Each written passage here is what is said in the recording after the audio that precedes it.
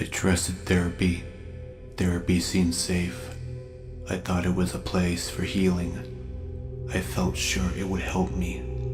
That belief stayed strong. It kept me grounded until I met Dr. Christina Du Bois. At first, everything felt fine. A co-worker recommended her. I shared my struggles. My anxiety had spiraled. My co-worker insisted Dr. Du Bois could help. Reviews praised her. People called her a quote-unquote miracle worker. Her reputation convinced me. I booked a session. I felt hopeful. Our first session went well. We talked. She listened. Her smile felt warm. She asked questions. Her tone stayed gentle. She laughed at my jokes. I felt comfortable. Therapy seemed promising.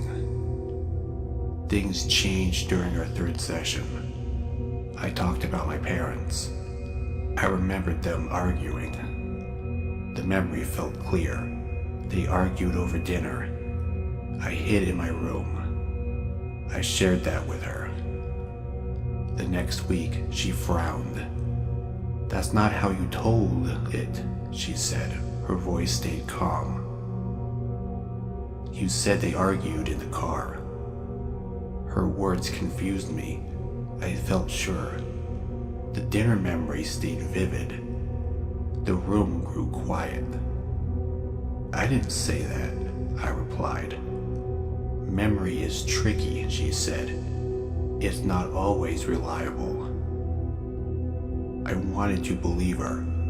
She seemed confident. Her explanation seemed logical, but doubt crept in. Over time, more things didn't add up.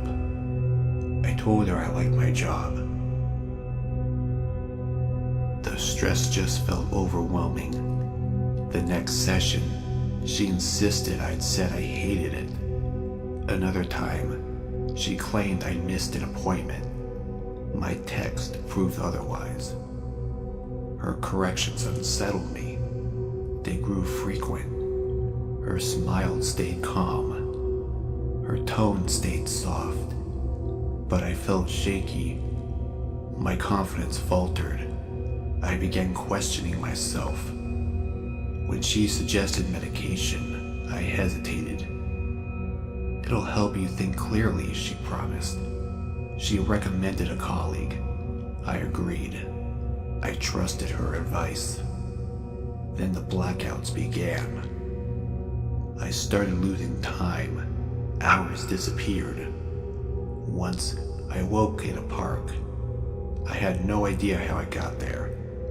Another time, I sat at my desk. My screen showed a strange document. I couldn't recall writing it. I told Christina I needed answers.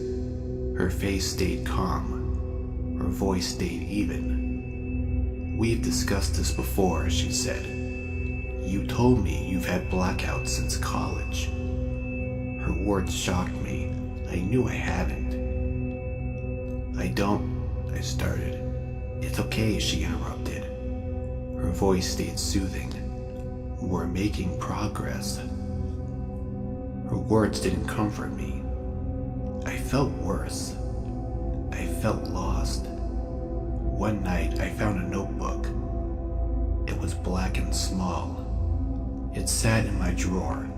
I didn't recognize it. The handwriting looked familiar. It was mine. The entries horrified me. They felt wrong. They described things I hadn't done.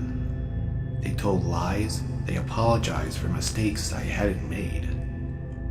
"I'm sorry I yelled at Christina. I shouldn't have lied about my past. I can't keep hiding what I did to Rachel." That last entry froze me. Rachel was my co-worker.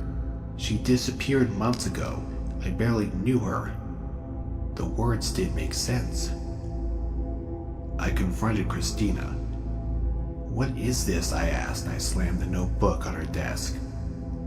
She stayed calm. Her voice didn't change. "You wrote it," she said. "No, I didn't," I shouted. Her tone stayed soft. "This is part of the process. The mind works in strange ways." Her words infuriated me. "You're manipulating me," I said. Her face grew stern. "You're not thinking clearly," she replied. "That's why we need to keep working." Her words shook me. I stormed out. I didn't look back. I stopped therapy. I quit the medication. I tried to move on. The blackouts didn't stop. The notebook didn't stay empty. Pages filled themselves. The words weren't mine.